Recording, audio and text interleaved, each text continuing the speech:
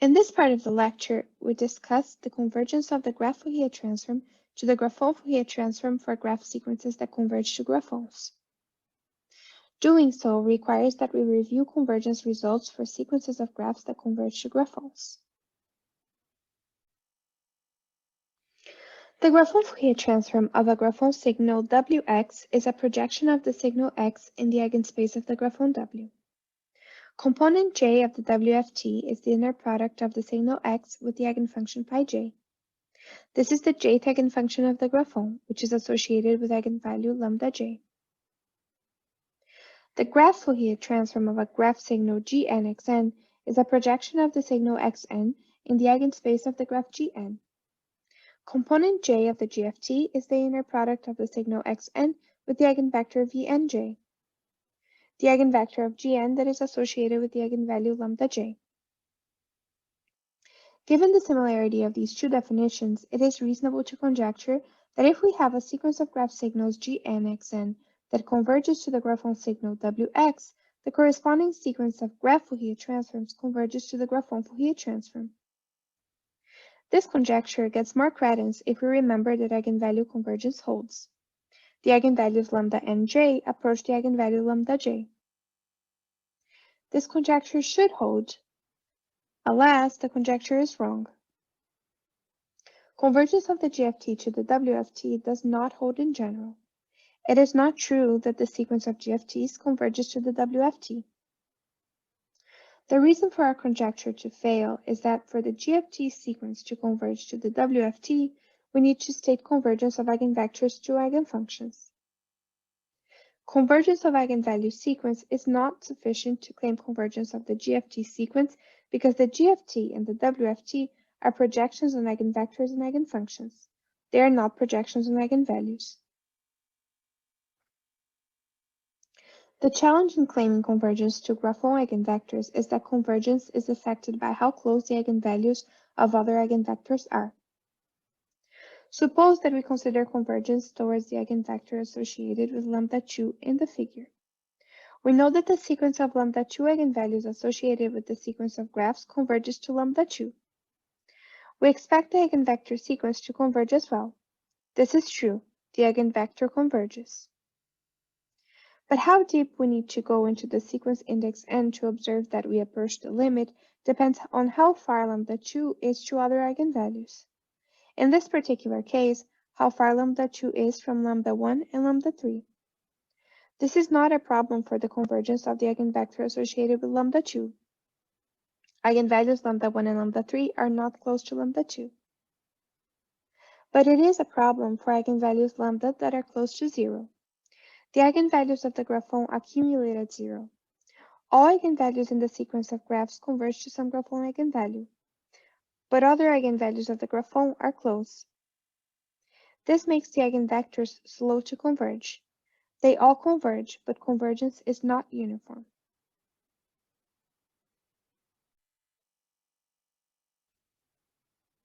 To state eigenvector convergence formally, we introduce the notion of eigenvalue margin for linear operators. Consider eigenvalues lambda j of the graphon W and lambda nj of the graph Gn. This graph is part of a sequence that converges to W, but we don't need that information in this definition. It is important to notice that both eigenvalues have the same index though. We then proceed to compare the graphon eigenvalue lambda j with the closest graph eigenvalue lambda ni other than lambda nj. As we show in the figure, we grow an interval around the graphon eigenvalue lambda j. The interval grows until it hits the first graph eigenvalue lambda ni that is not lambda nj. We call this margin d1. We do the same for the graph.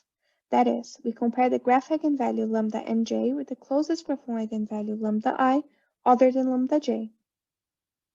As we show in the figure, we grow an interval around the graph eigenvalue lambda nj. The interval grows until it hits the first graphon eigenvalue lambda I that is not lambda j. We call this margin d2.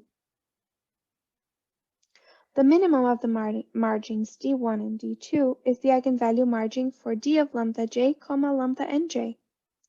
This margin determines the convergence properties of the eigenvector associated with lambda nj to the eigenfunction associated with lambda j. We are now ready to state a classical theorem for the convergence of eigenfunctions of linear operators. Given a graphon W and a graphon WGN induced by the graph Gn, we consider the graphon eigenvalue lambda j along with the graph eigenvalue lambda nj. The latter is also an eigenvalue of the induced graphon.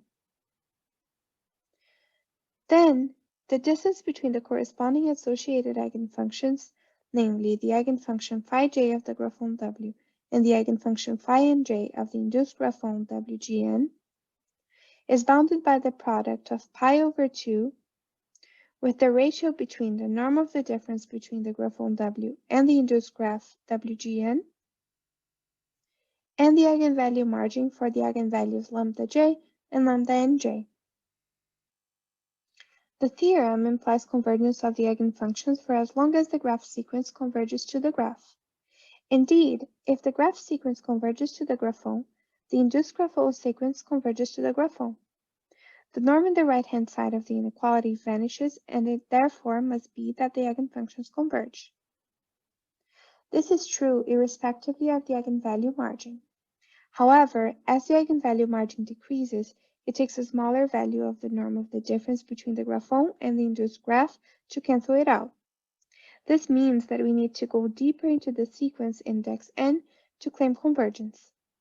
All eigenvectors converge, but it takes larger graphs for convergence to manifest when the eigenvalue margin is small. Herein lies the reason why the GFT does not converge to the WFT. For graphon eigenvalues close to 0, the eigenvalue margin vanishes. This has to be the case because we know there are an infinite number of eigenvalues in the -cc interval. Eigenvalues accumulate at 0. Thus, for any fixed sequence index n in constant epsilon, we have some eigenvalue index j for which the right-hand side of the bound in the previous theorem exceeded epsilon. We just have to move the eigenvalue sufficiently close to 0 so that the eigenvalue margin becomes sufficiently small. Remember that we have fixed the index n. This is the opposite of what we need for a convergence claim, which would be that for all constant epsilon, all iteration indexes n that exceed a certain n0, and all eigenvalue indexes j, we can claim the bound to be smaller than epsilon. For those of you that know the term, we can claim convergence of individual eigenvectors, but we cannot claim uniform convergence of the set of eigenvectors. The resolution of this problem is quite simple, however disappointing. We restrict attention to Graphon Bandlimited signals, which are those whose WFT components are null below a certain threshold.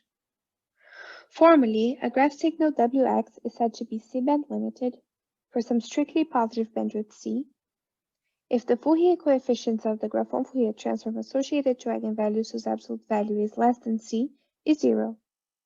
We just require the WFT components associated with eigenvalues between -C and C to be null. This definition is not simple. To emphasize this point, suppose that we have a signal that is not Graphon band-limited as we show in the figure. We can make it Graphon C-band-limited by nullifying all of the WFT components of the signal that lie between -C and C. Introducing a bandwidth limit eliminates the problem associated with the accumulation of eigenvalues around 0. We eliminate the challenge of having Graphon eigenvalues too close to each other. It is therefore not difficult to see that we can claim convergence of the sequence of graph Fourier transforms to the Graphon Fourier transform. Consider then a sequence of graph signals Gn(xn). These signals converge to the Graphon signal Wx, which we assume is C-band-limited. Observe how the band-limited assumption is on the Graphon signal. We then have that there exists a sequence of graph permutations πn such that the sequence of GFTs of the graph signals Gn(xn) converges to the WFT of the Graphon signal Wx. The proof of this result is not difficult. We have eliminated a challenge that arises because of the accumulations of the eigenvalues at 0. We are providing the proof in a supplementary material that you can download from the course webpage. The same can be claimed of the inverse GFT, namely that the sequence of inverse graph Fourier transforms converges to the inverse Graphon Fourier transform. We consider then a sequence of graph Fourier transforms Gn, Xn hat that converge to a Graphon Fourier transform Wx hat. This requires convergence of the graph sequence to the Graphon and convergence of the sequence of GFTs to the WFT. The Graphon Fourier transform is assumed to be associated with a signal that is C bandlimited. We then have that there exists a sequence of graph permutations pi n such that the sequence of inverse graph Fourier transforms converges to the inverse Graphon Fourier transform. The proof of this result is also not difficult. You can find it in the supplementary materials that you can download from the course webpage. The convergence of the GFT sequence to the WFT depends on the convergence of graph eigenvalues to Graphon eigenvalues. We know that graph eigenvalues approach Graphon eigenvalues as n grows. This bodes well for convergence of the GFT, which is mostly true. The convergence of the eigenvalues implies convergence of the GFT, but this is only part of the story, because we have a technical complication. As the eigenvalue index grows, the eigenvalues of the graph and the Graphon become difficult to tell apart as they accumulate around 0. This precludes uniform convergence of eigenvectors. And leads to a GFT convergence result that applies to Graphon bandlimited signals only. That is, those that don't have GFT components associated with eigenvalues that lie below a threshold C in absolute value. At this point, we must recognize that our interest in the GFT and the WFT lies in their ability to explain the behavior of graph filters. We work on this next.